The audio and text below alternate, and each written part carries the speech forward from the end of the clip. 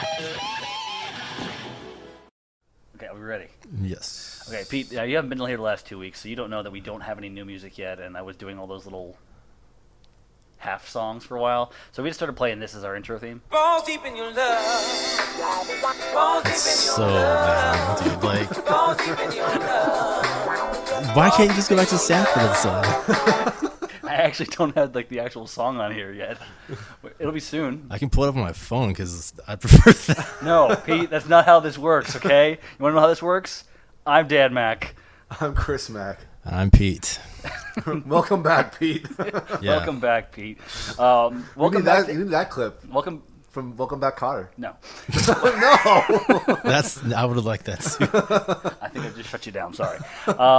Welcoming you to episode 80 of the Shred Shack podcast, your weekly source of news and uninformed yet heavily biased opinions pertaining to all things heavy metal. Let's start with some old business, which I have to get the button for. Old business is old business, and new business is new business. 0.2 seconds it took me to get that this time. Woo. Almost. All right, so in old business here, Adrenaline Mob's tour manager, Jane Train, remains in critical condition in Gainesville, Florida hospital a week after the crash that killed the band's bassist and injured several others. A close associate of the Train, whose real name is Janet Rains, told the Times leader she is not in a coma, however, she is not fully conscious. She had surgery Monday morning and did very well. She is in very good hands. The 48-year-old Train is best known as lead singer of 80s cover band M80. At least there's improvement there, considering the... I read later on in the week that apparently she has like second and third degree burns over like 62% of her body. So Again, they were parked on the side of the road. Since we're going to be on a... let's just cut right into new business. And this is new business, and we do not discuss new business until next quarter. Now, I saw that after the fact, after I said old business, that you would put this at the top, and you were going to probably do it before we said old business. Yeah. So let's That's just all right. get this one out of the way now. Take it. all right, so Linkin Park frontman Chester Bennington has committed suicide. He was 41 years old. Firefighters received a call about 9 a.m. regarding a cardiac arrest in the block of homes that he lived in Palo Verdes Estates in Los Angeles, California. They arrived and cleared the scene by 9:29. They would not confirm at first whether it was a suicide by hanging, but it was later confirmed that it was indeed suicide. According to the site, Dan's favorite site, TMZ, his family was out of town. A housekeeper discovered his body, and there was no note found. So that's a bummer. Yeah. Well, there's a lot of... Yeah, there's a lot of follow-up after that. Yeah. Linkin Park has canceled its previously announced U.S. headlining tour. Live Nation announced just the other day. And then, of course, the day after his suicide, a series of vile messages were posted on the Twitter account of Chester Bennington's widow after it was hacked Friday morning. In the tweets, which was since been deleted, someone posting as Talinda Bennington confessed, quote-unquote, that she was cheating on her husband with band member Mike Shinoda and other horrible, horrible things. And last but not least here, according to Billboard.com, should come as no surprise. Linkin Park's music has streamed more than 7 times more in the U.S. on the day of Chester Bennington's death as compared to the day before he committed suicide. In total, oh my God, what did I do? In total, there were 12.6 million on-demand audio streams of the band's catalog of songs on July 20th versus 1.5 million a day earlier. Among the most streamed tracks on July 20th were In the End with 923,000 streams, up from 107,000 the day before. Numb with 740,000 streams. Heavy with 684,000 streams. One Step Closer with 480,000 streams. And Crawling with 439,000 streams. Billboard.com also reported that Linkin Park's music sales grew 5,332% following his death. In total, the act's albums and songs sold 111,000 copies on July 20th versus 2,000 the day before. We're going to just kind of quickly gloss over this because obviously it's a tragedy. I think the thing that irks me the most is the folks' response regarding mental illness, because it's such a misunderstood thing, and me being in the field of psychology and getting more into it slowly, just anything that anyone has to say has slowly irritated me more and more. So like I can't really say much here. It's frustrating. So it's just I know that we've said some some rough things about Linkin Park overall in the past. Like every single week we talked about the new album and The new trash Yeah, by that- Linkin Park. Yeah, I don't care if you're not a fan of them or if you've never been a fan of them. It's terrible. Yeah, not a cool thing. At No. all. Yeah, I mean, obviously I'll echo what you said about mental health, but also just I mean, I'll always be like, I was probably always one of the first ones to talk trash about Linkin Park, but the reality is that growing up, especially during high school, I mean, I certainly listened to them, and I mean, they were part of kind of my early years of slowly getting into metal music, so there's something to that, so I think most of us, especially like American heavy metal fans, have some kind of early connection to them, so just kind of think about that during all this. True. So let's move on to the rest of new business, and let's start talking about what we listened. No, wait. I was gonna say, where's all the rest of the stuff? Any new album releases? I haven't listened to anything. I have like 4 things queued up, ready to go to listen to. I just haven't had a chance to. Like the new Nine Inch Nails EP came out this week. The new In This Moment came out this week. I got. This is normally the part where I sit there and say, "Oh, Chris has like 10,000." Like you haven't done that in a while, so I've been like, "Oh man, I feel much better about myself." Shattered Sun came out with something this week, so I got catching up to do. Gotcha. What else do I have lined up here? That one. Trapped Under Ice. I don't know. Never even heard of some of these people, so I'm just ready to listen to You new just wrote them shit. down. Huh? You just wrote them down. They're just queued up right here. Got little tabs ready to go. With their album streaming. Pete, did you listen to anything new? Like new releases or just no new releases for me. Okay. I took a few minutes to listen to, I don't know if it's out this week or out next week, the new singles from Rex Brown, which were surprisingly really good. I'm not saying that I was expecting it to be bad, but we always had the speculation of how his voice is going to sound. Yeah, how does his voice sound as a singer? It's pretty good. He's not like, Dickinson operatic or anything. Yeah. But he's kind of got that subdued style, like, maybe like a little bit grittier version of maybe CKY or something like that. Just like it's a little bit, he can at least carry a tune. And one of the tracks was pretty. Was okay. I can't remember the names of them, unfortunately, just because I was listening to them in passing. But one of them, I was getting a real Alice in Chains vibe from, and I was really enjoying that one. Well, you But- can talk more about it next week because it comes out next week. Yeah. Well, I'm going to be sitting here next week talking about the other one that I listened to this week, which was the new Alice Cooper track. Because Alice Cooper's awesome, and this, I mean, the track that I heard, I think was called Paranormal. Standard fare for Alice Cooper, but that's definitely not bad at all. So I enjoyed it. And then there was a band named Psychode, I think. It might be more up your alley, Chris. It's on Skateboard. So Okay. yeah, so that might be more up your alley there, but I was kind of into it. Not tagging them. What else have we been listening to this week?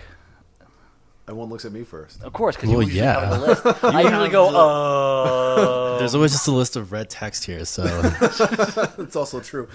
All right, so I went on like a little bit of a prog kick because me. So Dream Theater, Images and Words, Symphony X, Iconoclast, Tesseract, Altered State, Threshold because of my man crush on Damian Wilson, Extinct Instinct, The Ocean, Pelagial, Carnival, Asymmetry, and then I also listened to the new Life of Agony album, which is really fucking good.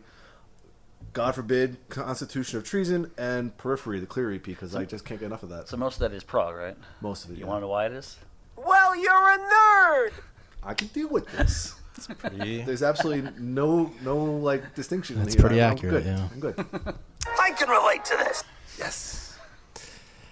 So the one band that I've actually been listening to probably the last couple of weeks is a Dutch heavy metal band, actually a Dutch Viking metal band called Heidevolk. They've been around for a while, but yeah, they've actually been around for a while, and I think this one came out earlier this year. It's their release called Velua, and in comparison to some of their older stuff, it's actually probably the best, the most well produced album to date. It's definitely got it's probably got more pagan metal influences than Amon Amarth, and they actually use more kind of, I'd say, cleaner operatic vocals than Amon Amarth uses. Overall, it's just awesome. It's just epic Viking music.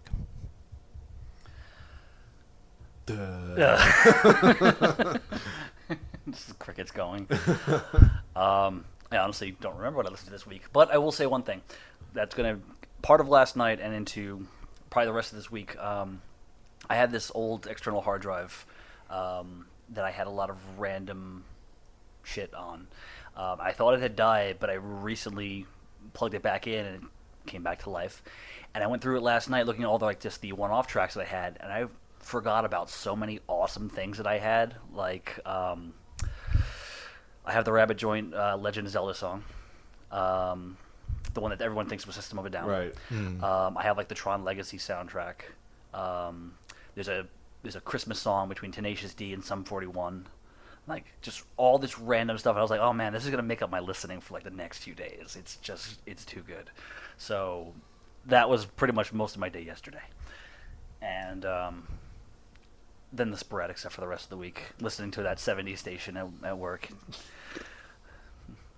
I'm trying to. There's a particular song that I just added this week to my. Oh my god, I cannot stand this fucking song list, and I can't remember what it is now. Which means that when I hear it again, I'm gonna be like, oh my god, I can't fucking stand this song.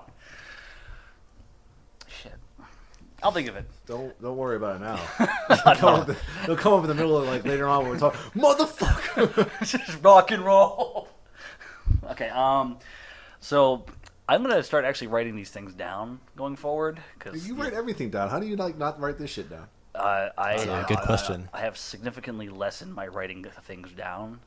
You're not a list maker anymore? I'm a list maker. Of course I'm a list maker. I just happen to put my list into a different thing.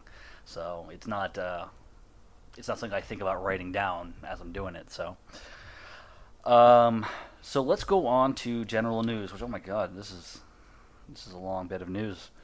Well, it's talking about money and how Guns N' Roses made a shit ton of it. What are you talking about? Money! Oh, let me pull out that clip. You're a little late. You know what, dude? I didn't expect Edit you to say Dead Space. Here comes the money. Here we go. Money talk. Here comes the money. Money, money, money, money. It was Actually- way too late. No, dude, you don't know. Actually, I was sitting there at work earlier and a few days ago, and I was like, man, I'm gonna email myself that Brave New World book. I'm gonna print out a bunch of copies and then just sit here doing this when I'm all alone. All right, so Guns N' Roses' Not in This Lifetime tour was the most popular and highest-grossing global tour of 2017 so far, according to the mid-year report from live entertainment trade Polestar. Grossing $151.5 million, Guns N' Roses was the only group to sell more than 1 million tickets so far this year. With an average ticket price of $108.98, Guns N' Roses' two shows at London Stadium on June 16th and 17th generated the largest individual box office gross anywhere on the planet, raking in $17.3 million.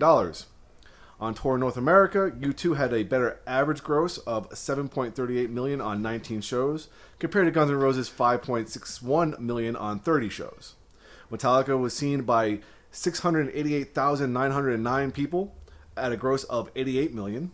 Other rock acts who appear in the top 20 include Red Hot Chili Peppers, Bon Jovi, Bruce Springsteen and the E Street Band, and Green Day.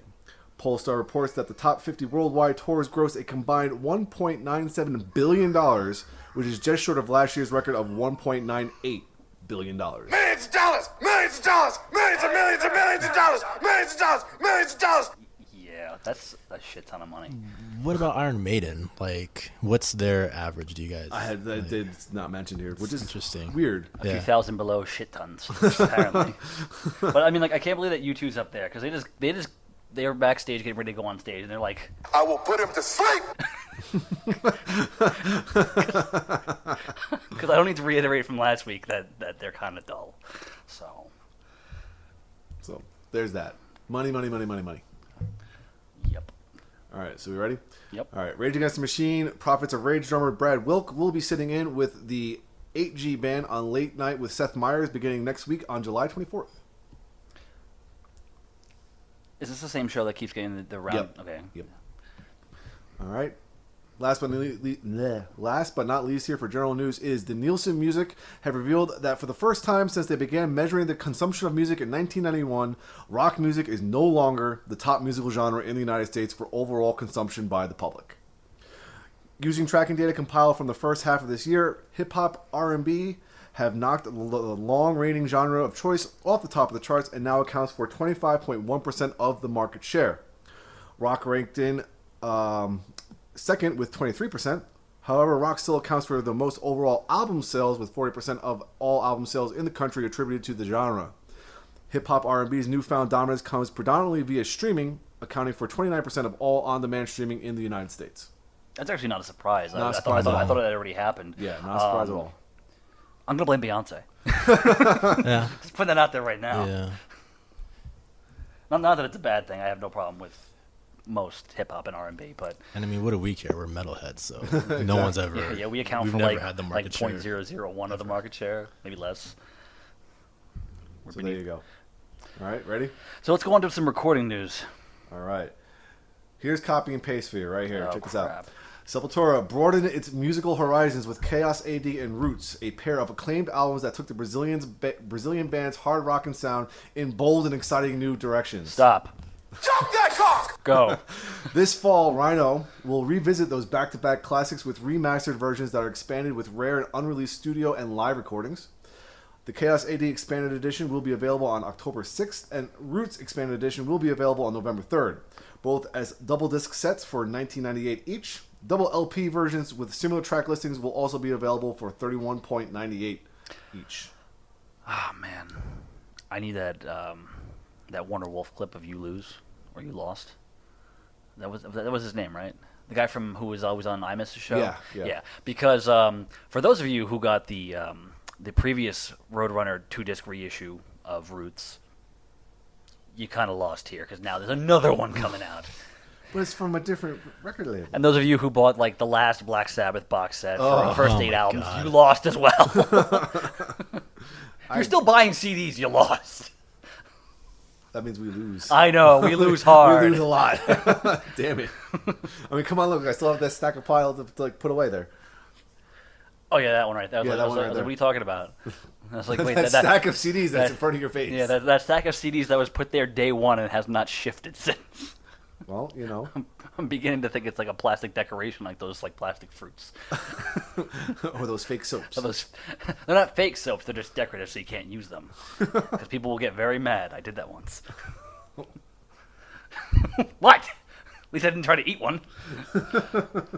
Might have happened. Anyway, ready? Yeah, go. Ensiferum will release their 7th album, Two Paths, on September 15th via Metal Blade Records. Produced by Ensiferum, the disc was recorded on tape for a true analog experience. I don't know that band needs a true analog experience, but fair enough. I know, but I'm excited. That's awesome. I've been waiting for another one from them, so that's cool. You had me at cassette, so. Huh? You had me at cassette. No, it was recorded on tape. It was recorded on I tape. don't care.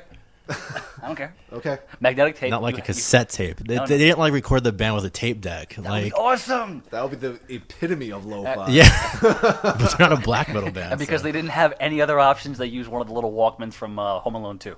Ooh, Talk Boy. Yeah. There you go. That way they could slow it down and make it more doom. No? No. Come on. The fucking remix. All right, go. All right, Cavalera Conspiracy has set Psychosis as the title of its recently completed 4th album, tentatively due in October via Napalm Records. Have we heard anything? I have not heard a single thing from the Cavalera Conspiracy. Pete? I've not. I don't follow that. He's like, fuck that. There is no redeeming quality to this show right Did they now. record theirs on tape? I don't think so. If they came Is out it with coming out on a multicolored, red splatter vinyl? No. multicolored vinyl. Well, fuck that. Have they re-released an 8-disc box set? Then I have no interest. And The Darkness are back with their 5th album, Pinewood Smile, due for release October 6th through Cooking Vinyl. Oh, Pete, that sounds terrible. Cooking vinyl. Sounds like it would smell terrible. Yeah. But the last Darkness album was actually pretty good. I don't think they've been particularly great since their 2nd album, but some people argue that they've never been particularly great. I was Yeah. going to say, like, I don't even know anything beyond the Okay, one so song. How long- everyone knows like the first. Okay, everyone knows the one song. The first album was kind of in that similar vein, kind of AC/DC meets over theatrics. Their 2nd album, they kind of went a little bit nutty. They were like, hey, let's totally just try to be Queen, and it was okay. I was very happy with that. But then after that, it kind of went a little. Meh. Didn't they go on hiatus for like? They went on hiatus because the singer was having drug problems. I was gonna say he was in rehab for a yeah. while, right? Yeah. So, the main thing that bummed me out was when they released their third album. They did a studio version of "Street Spirit Fade Out" by Radiohead, which they had been performing live for years, and the studio version of it sucks. Oh, I was so mad 'cause I was like, "Oh man, it's gonna be so good," and I was like, "Nope, sorry, bro, you got let down." No sploosh there. Sploosh. None of that. But I thought you said no sploosh. I said no sploosh. I'm pressing the sploosh button. In case people forgot what sploosh is. Oh no! All of this chism! We haven't even got to anything good yet. We're getting there. We're getting there. Yeah. Shut up, Pete. You haven't been here. You don't have a say. I can tell. So let's go on to the crowdfunding tracker. Chris. All right, so I got a couple here. Keeping up with Gary from Propane, who was assaulted and brutally, he almost was murdered in Belgium a couple weeks ago. Last week they surpassed the goal, so we're just following up again. They're $28,335 of their $20,000 goal. So I think after this we can try stop following that one. Next one up was Sean Killian from Violence. He's the one who needs a liver transplant. And of the $20,000 goal, they are up to $11,270. All right, got a couple new ones here. This one's fun. Nitro, the reactivated Nitro. This is the one featuring Michelangelo Badio, that guy who plays the double neck guitar at all the NAMM shows. He recruited Chris Adler from Lamb of God to play drums for him. Got his old singer back, and we talked about jazz sensation Victor Wooten being their bassist on this one. They're looking to raise money for their studio album. They're looking for $135,000. So far, they've raised $18,231. But when Dan posts the link to this page, go watch the video for this campaign. It's hilarious. Is it just a lot of noodling? No, they actually make a whole ton of fun of themselves. It's hilarious. You really got to watch the video. I think I would be more accepting of this if they just did the voiceover thing that they did for Yngwie Malmsteen. No, this video is really funny. I highly recommend checking it out. Maybe we'll post that as a separate thing too. Yeah. Just for fun. Yeah. All right, last but not least here, the Autumn Offering vocalist Matt McKenzie. He's battling leukemia, and there's a whole lot of course, medical expenses to do with that. They're looking to raise $10,000, and so far they've only raised $270. So, yeah, that's about it so far. I'm gonna throw one in there before we carry on. Oh shit, Dan's actually prepared for something. I don't have a crowdfunder necessarily. Oh.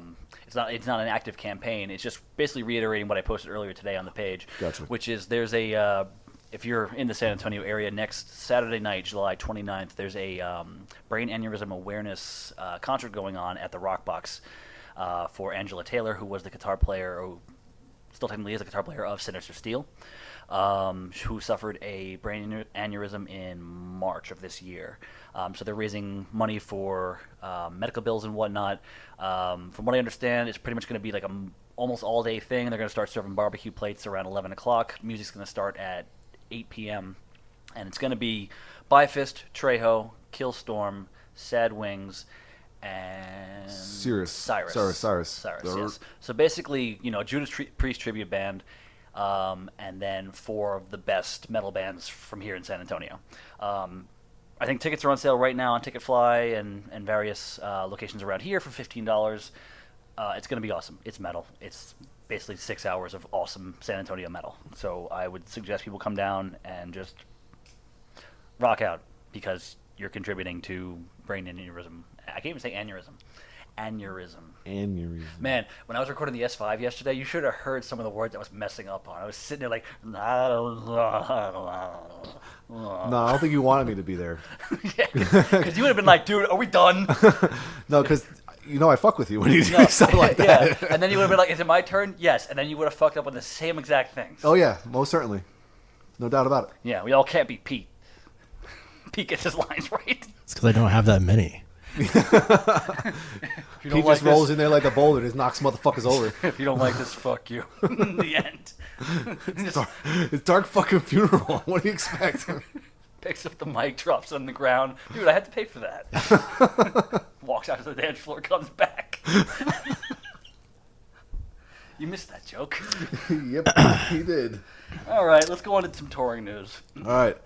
Festival news is first. Morbid Angel have been forced to cancel the European Summer Festival appearances slated for late July and August due to, quote, unfortunate and last-minute unforeseen problems with a passport for one of the members of the band. Morbid Angel's world management said in a statement, in well over 30 years, we have never had an incident like this, nor have we ever canceled shows in our past. We have been advised by the U.S. State Department Passport Agency that a new passport will not be forthcoming in time for any of the upcoming festivals.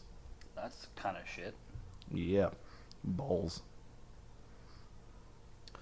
All right, festival news. Baroness, Fit for an Autopsy, Black Crown Initiate, See You Next Tuesday, and more have signed on for the upcoming Brutal Beer Fest 2. The event will be held at Mr. Small's Theater in Pittsburgh, Pennsylvania on September 9th. That sounds like fun. Right? Yeah. As long as it's like the Beer Fest in, Beer Fest with the games. Let's go on to touring news. No. Come on. You get nothing. You lose. Good day, sir. Carry on. Oh, Gene Wilder, yes. I don't use that clip enough on you. No, you don't. Now I want to go out of my way to make sure you do. No, I got one lined up. I'm ready. Oh, fuck. No, I don't actually. All right. Ministry has announced a co-headlining U.S. tour with experimental rap trio Death Grips. The trek kicks off at the Palladium in Worcester, Massachusetts on October 13th and will hit Pittsburgh, Seattle, and San Francisco before concluding on November 11th at Gas Monkey Live in Dallas, Texas. Woot. All right, here's one. This is awesome. Stone Sour has announced details for its fall headline tour, which begins September 24th at Omaha, Nebraska's Sokol Auditorium and then travels through mid-October. Support comes from special guests Steel Panther, Beartooth, Man with the Mission, and Cherry Bombs on select dates.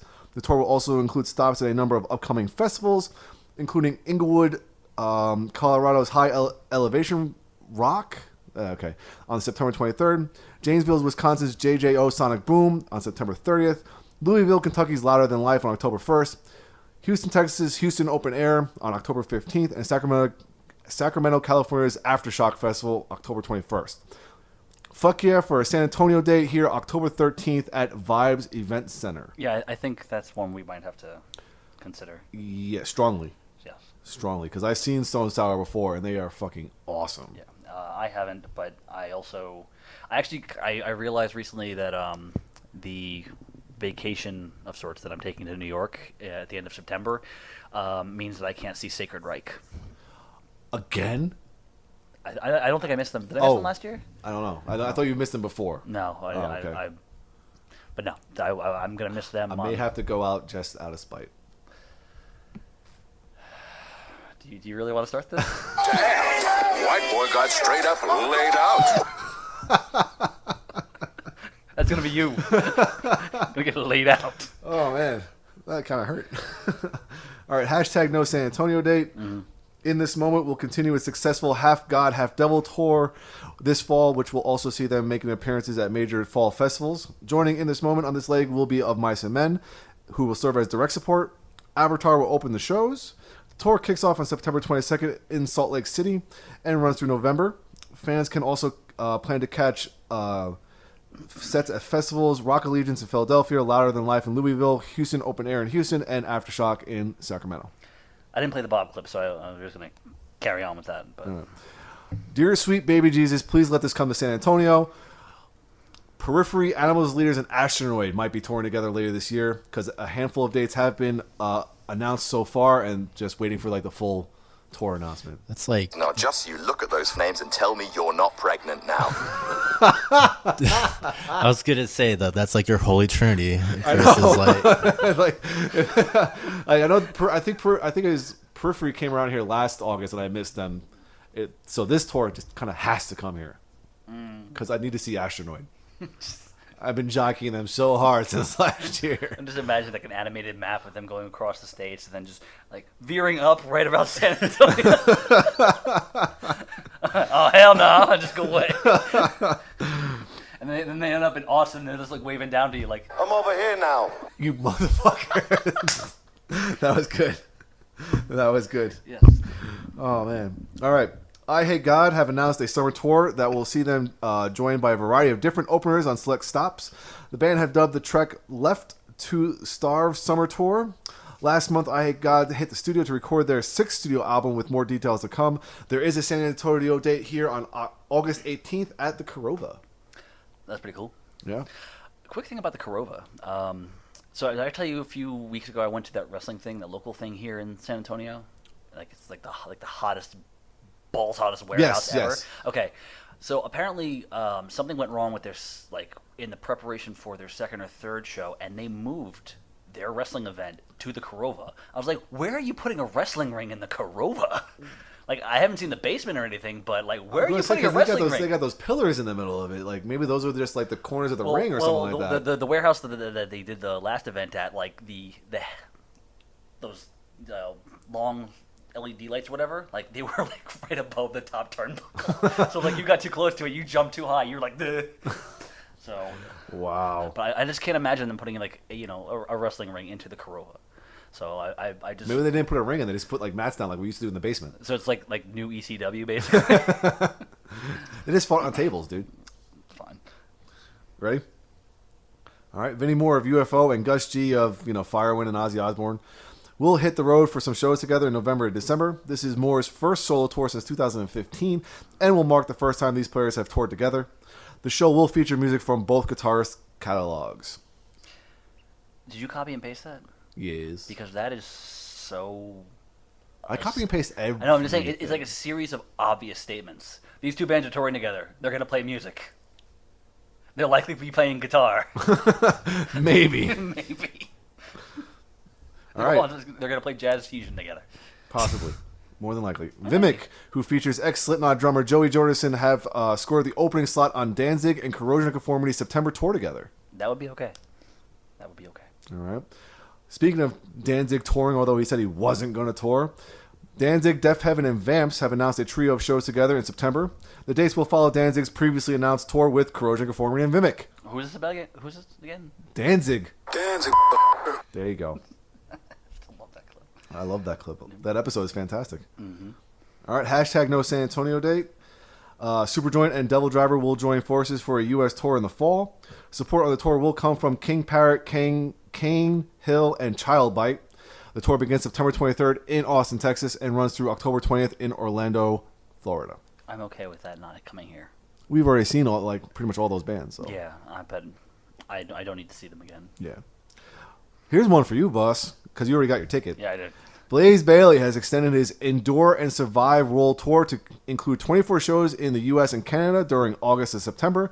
The trek lasts 4.5 weeks and includes a date at Hollywood's legendary Whiskey A Go-Go on September 4th, and also San Antonio, September 2nd at the Rock Box. Oh no! All of this jism!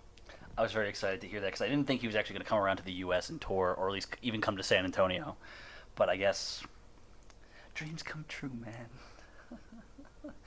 Speaking of Whiskey A Go-Go, I'm pretty sure Monkey Soup just played there. Really? Yeah. Awesome. Yeah. Badass. Are you done? I'm. When there's a long silence, that means I'm done. Typically. Are you sure? If it's not preceded by a I can't even, then usually I'm done. All right, one-offs here. Gojira's upcoming North American tour plans have expanded with the addition of a September 28th performance at Brooklyn Steel in Brooklyn, New York with Converge as support. Which sounds like an awesome fucking show. Is it just the two of them? That's it? Yep. Yeah, you're probably missing out. A good one there. Yeah. That's probably a good 2-hour, like, Gojira set. Yeah. Shut up. Slayer will perform Raining Blood on July 27th edition of The Tonight Show with Jimmy Fallon. The program will air at 11:35 p.m. on NBC. Hell, they could go on and play the entire Rain and Blood album and still have enough time for whatever other shit he puts on that show. Yeah. That is for sure. But apparently this is the first time they've actually played a late night show. I was just gonna ask that. I think I'm pretty sure this is the first time they've ever done late night. That's so cool. yeah. I would love it if they brought out the actual Blood Rain for the That show. would be hilarious. Yeah, I'd be surprised if they didn't. Like, I hope that audience knows what they're getting into. If anything, they finish up their set, they just grab a bucket and then just dump it on Jimmy Fallon. Yeah. Here you go, blood. Just walk away. Fuck society. Drop the mic. Walk away.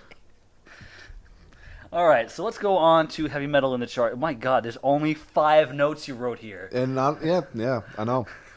So, I had to go all the way down to number 58 to see anything that's even remotely, relatable here. And it's Sgt. Pepper's Lonely Hearts Club Band, for whatever reason, still number 58 from 51. Metallica's Hardwired to Self-Destruct is at 59 from 108. Stone Sour's new album Hydrograd is down from 8 to 74. But it's still above the new shit from Nickelback at 95. Who was that? And you failed. There you go.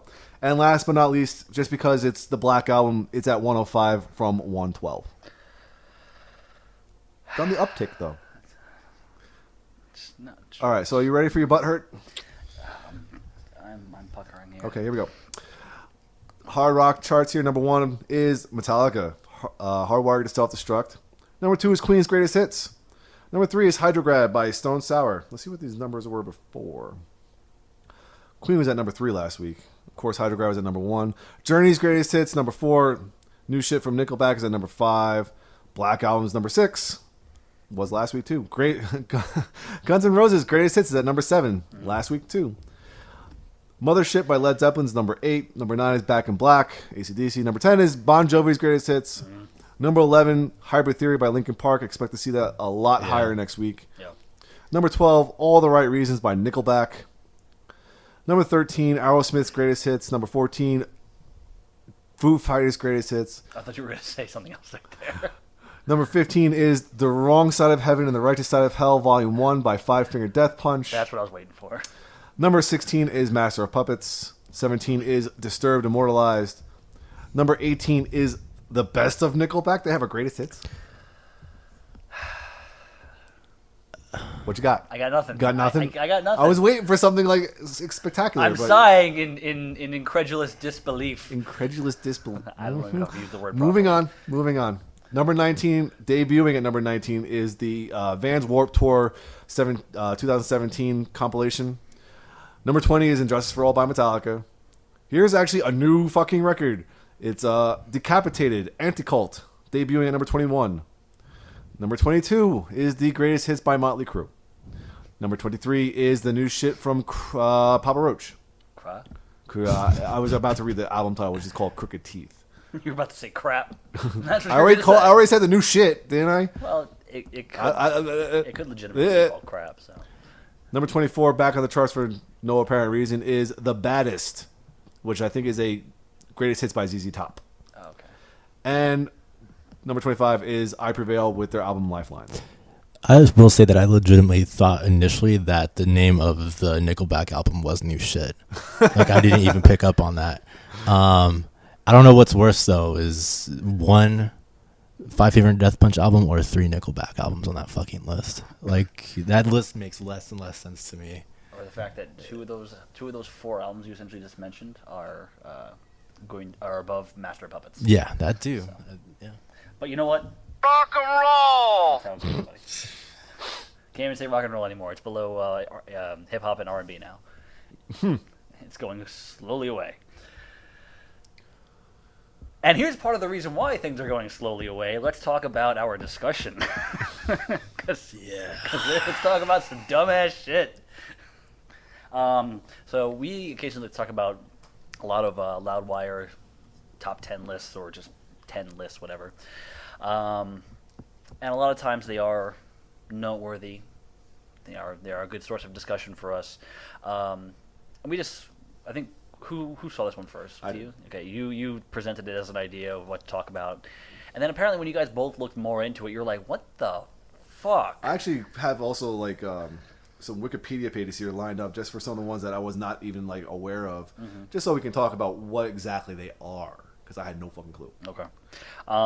So this is basically top 10 weirdest metal subgenres. So number 10 is pirate metal. Not the worst in the list, of course. So, Well, I mean, I think their main thing is like Ailstorm and like Swashbuckle. thing. I can't even say the fucking word. Yeah. So yeah, I mean, Yeah, I mean, again, so this is gonna be like a recurring theme on the list. So like, I think I'm pretty sure that there's more than just Ailstorm. I just can't think of many off the top of my head, but I feel like some of these, as you had mentioned prior to us recording this, Dan, are kind of like gimmicks. You know what I mean? So like, is that truly a genre in of itself? Like, with a band like Ailstorm and to a lesser extent Swashbuckle, they at least kind of incorporate something that evokes the thought of pirates. Kind of like that metal sea shanty sound. Right. At least I can get that feel from Ailstorm. Not so much Swashbuckle. They're just like we're dressed as pirates. We're going to play death metal at the end. yeah. So I can see it being more of a subgenre based on music and not just on gimmick. But I think it's more of a gimmick. Yeah, I Like, really when we think get you're to some of the stretching other that. subgenres, there's definitely more to the musical aspect of it. That's like why it would be considered a subgenre of the music.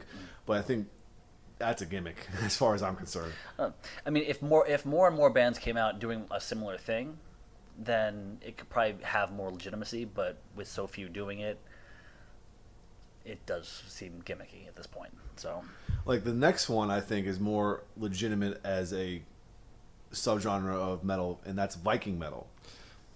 I Yeah. think there's not so much of a gimmicks to it, but there actually is like a source for it. There's a lot of Norse mythology that these guys are singing about. It, there's a lot of that imagery in their music, and there's more than just one band doing it, and they're all doing it differently. Right. And you can trace like the history of that genre like all the way to Bathory. I mean, that's the thing is like I don't want to just like totally discredit like pirate metal, let's say, but like when you can only think of like maybe two bands and one of those is kind of iffy, it's not really a genre. Like you probably could have said the same thing about Viking metal as a concept when like it was only Bathory doing it. But since then, I mean, how many do we have? You know what I mean? It's very clearly its Like own. the article mentions specifically, of course, Amon Amarth and oh my gosh, Enslaved. Yeah, Especially earlier Enslaved. absolutely. So, I think that's more. I just don't like the idea that they have these things as weirdest subgenres. I mean, I don't know. It just seems kind of funny to talk about. That was the other thing too. Is like this list came out in March, right? So it's I guess, I don't know. I came across it like just a few weeks ago. that's kind of the sense I got was it just feels like it's a little bit behind the times on some of these. Like these have been around for a while, Yeah. So I mean, not that that's like the measure here, but still, like this is not the weirdest we have to offer yet. Here's a weird one coming up here. It's called Porno Grind. please tell me this is like porn funk with grindcore. No, it's a grindcore. musical subgenre of grindcore and death metal that lyrically deals with sexual and pornographic themes, hence the name. No, no, no, no, no, no. Lyrics are a completely different thing. Okay, if it's just grindcore and you happen to be singing about one particular thing, you can pretty much just make up any sort of subgenre based on what you're singing about. Well, that's Yeah. what we were just talking about with Viking metal, though. With Viking metal, at least there's a particular kind of sound, though. At least like it's, Not necessarily. I don't think Viking metal has a particular kind of sound. I mean, it's all pretty much death metal with Viking lyrics. Right. But we just talked about tracing the history back. When we get into another subgenre where they actually incorporate more of the, we'll just go into it because it's the next one. I think it is actually folk and pagan metal.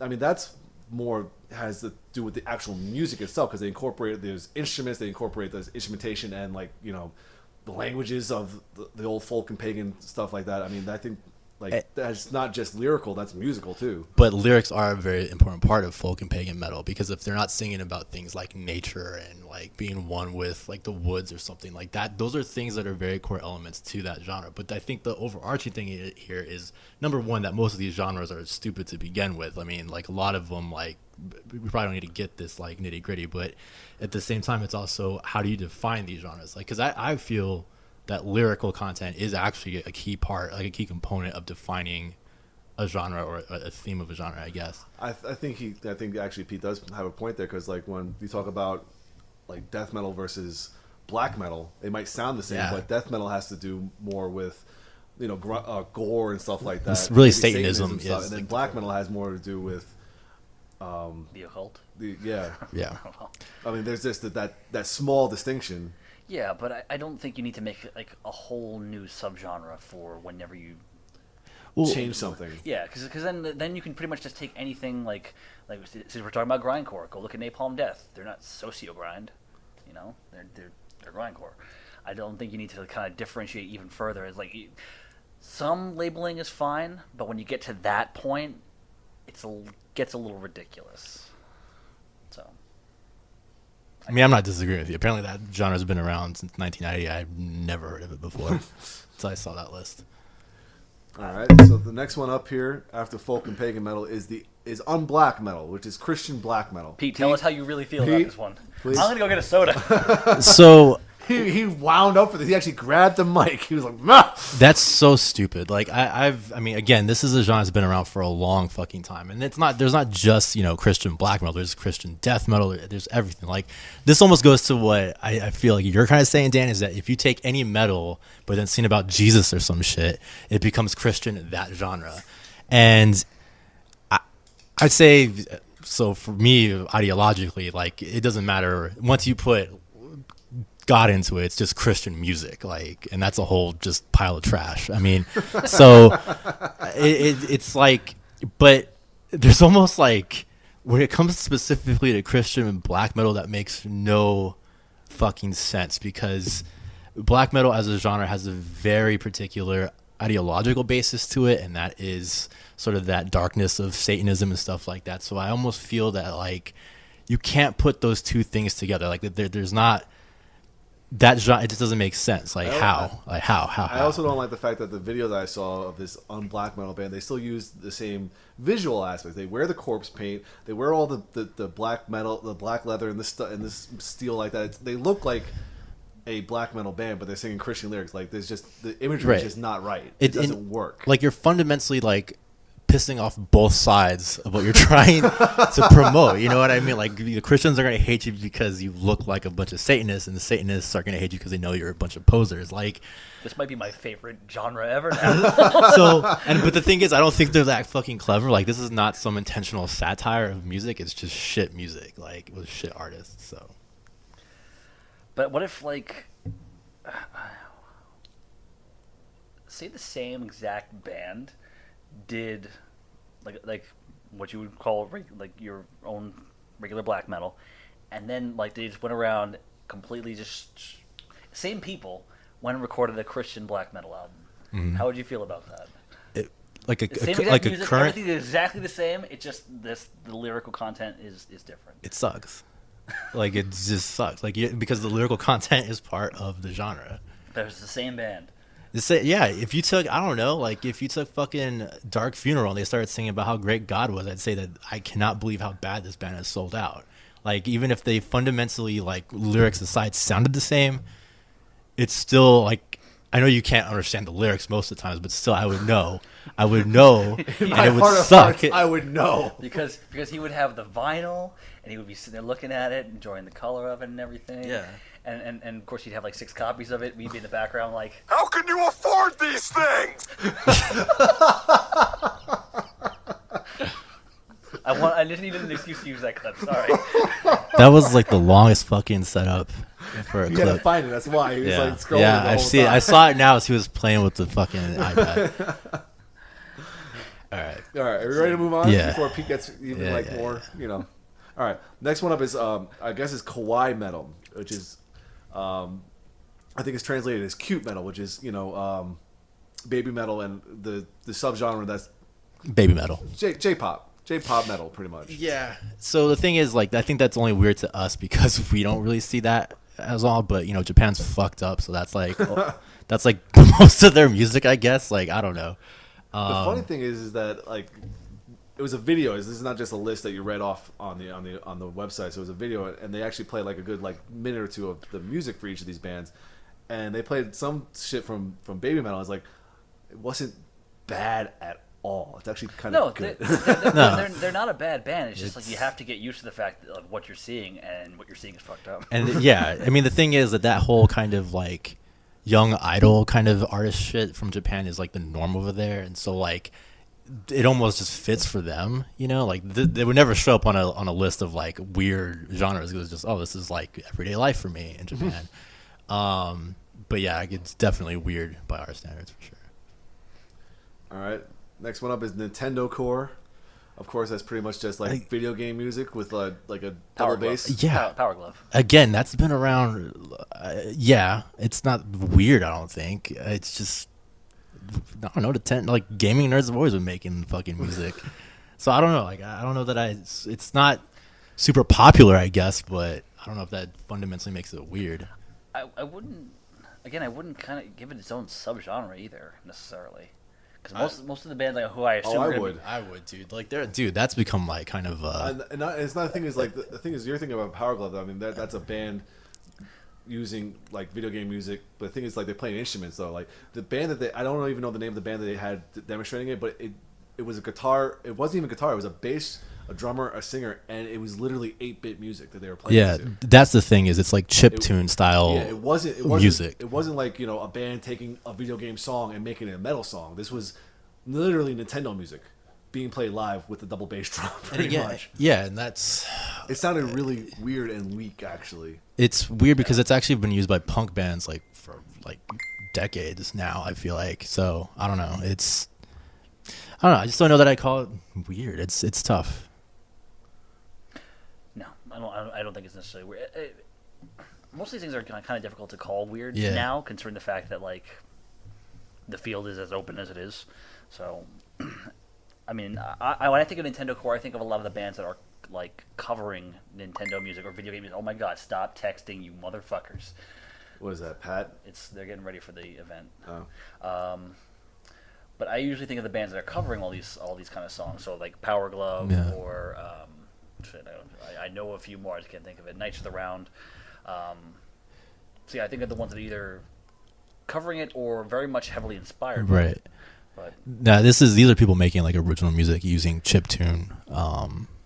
I guess instrumentation. Like I can't think of any like bands like off the top of my head that are like more modern, but like one of the earlier like solo dude acts, it's more of a punk act, was Adam and his Package, like that he used. That's his name. That's the name of the band. I've heard the name before. Yeah, It was out of soda though. but he used to have like one of those like the beatboxes or whatever that he would use like chiptune music with it. He was like one of the first people I remember hearing that from.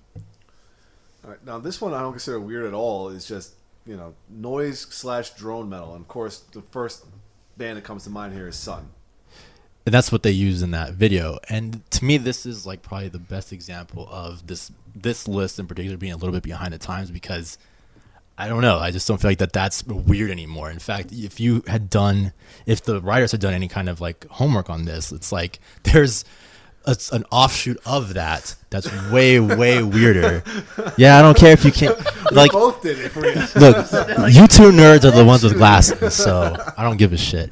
The reality is there's an offshoot of this specific genre that's way fucking weirder, and that's like it's just called harsh noise, and it's like if you put it on, it sounds like just a fucked up like cassette tape it's garbled screaming and stuff, but it's a genre of music, and that's fucking weird. Can you claim that it's robots fucking? Sure. Cool. So yeah, like I don't know. That's why so to me, drone is not weird. It's just slow ass music at this point.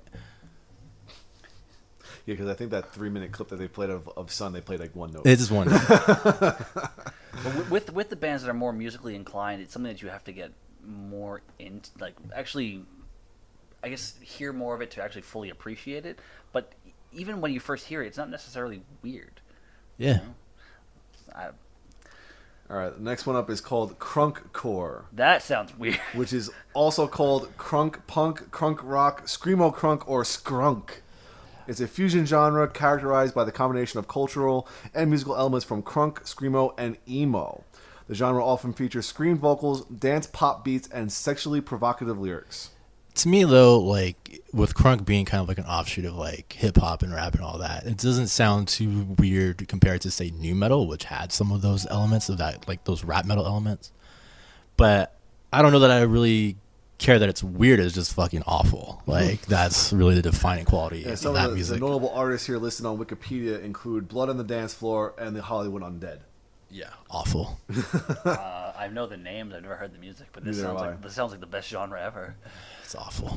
Yeah, no. Oh man, I'm gonna make that Pete's ringtone from now on. Not like Pete ever calls me. You know what's really funny about that, Dan? I don't even think I have your number. That's why when I picked you up from the airport, I had to call you through Facebook Messenger. We're the worst brothers ever. I was like, how the hell do I contact this asshole? We're like those twins in Euro Trip. I never saw Worst that. twins ever. I never saw it, so. Yeah. All right, last but not least here, and this is the one that got Pete all fired up before, and it's dinosaur metal. I'm going to get another soda. Yeah, no, we come full circle. This is a prime example of like there's literally one fucking band that has this as an overarching like element to their music, and it's so this is to me this is very much a gimmick. Like this is not a genre. This is a bunch of assholes in dinosaur suits like playing metal. I mean, fine, whatever, it works for them, cool, but that's not a genre. Like I can't just like. I don't know. I can't go up on stage wearing 3 sweaters and it's like, oh, this is sweater metal now. Like, this is what the fuck's that? Like, You can. no, you can't do that. Yeah.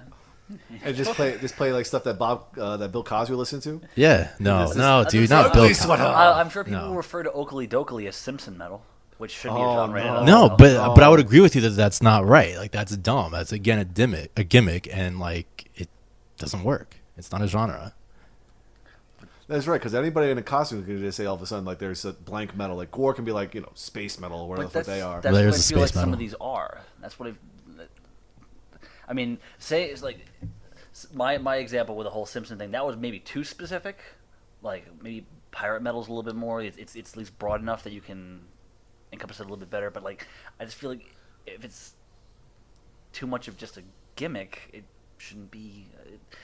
It shouldn't. And even if you're just doing the like lyrics about it, I don't think that's credits you as a subgenre. You know, I don't see it myself. I know what you were saying before, but I don't really. I mean, the same way. I think all these kind of genres may start out as gimmicks, but that's the thing, though, is that like like Viking metal stood the test of time. Like, and now there's like just tons of different bands that do that, and there's like And pagan folk metal and the pagan same. exactly. And there's elements and there's defining elements I of the genres. think some of these things will definitely eventually go by the wayside. Like pirate metal, I don't see lasting very, very long. Unless more bands actually do it and they do the. I would love some metal sea shanties, dude. That'd be awesome. Even like I don't know. It just none of this stuff seems like weird, and I don't think any of it needs to be defined as a subgenre. It's Except unnecessary. Yeah, for certain, like, that's- except like the Viking metal, probably the pagan and folk metal, definitely, just because not only is it like a lyrical thing, but it's a musical thing. It has Right. metal elements fused with traditional folk and pagan instrumentation and stuff like that. So that's changing the sound of the genre as a whole. Yeah, no, I agree. I think that like most of the stuff that's listed on this list is sort of a starting point for finding weird subgenres because like I don't know, like with Viking metal, you can find I don't know that I really call it a subgenre, but there's bands that are from non-Nordic countries that sing about like Vikings, like Latin American bands that are singing about Viking metal. That's to me weirder than Viking metal in and of itself, Yeah, I think only three genres on this list can count as actual subgenres. The rest, not so much. So fuck you, Loudwire. In this case, yes. Fuck you, Loudwire. Pete, give it to him. Give Yeah, him the fuck shit. you, Loudwire. No one likes you. One more time, Pete. I don't like you.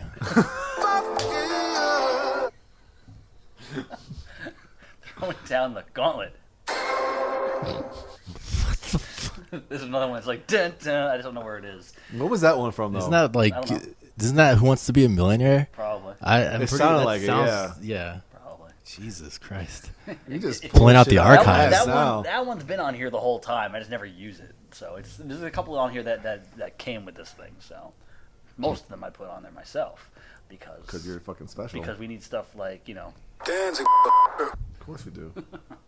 So are we done with this discussion? Yeah. Yeah. Is that good? Because I want to go home because I am making homemade pizza for the first time. Because I'm a boss. Oh yeah, saw the dough. It looks pretty good. That's right. And otherwise, Warrior needs food badly. I'm really really hungry. I really need to get the clip from the second game because it sounds less like shit. Yeah. Yeah. So until next time, I'm Dan Mack, This is Chris Mack. And I'm Pete. and we still don't have an intro or an outro or anything. Because you fail. You know what? A proper dickhead. Oh wait, we do have an outro, don't we? We have Dusty Rhodes. All right. Yeah. Whatever it is, Jack, we're number one in it. Yeah, buddy.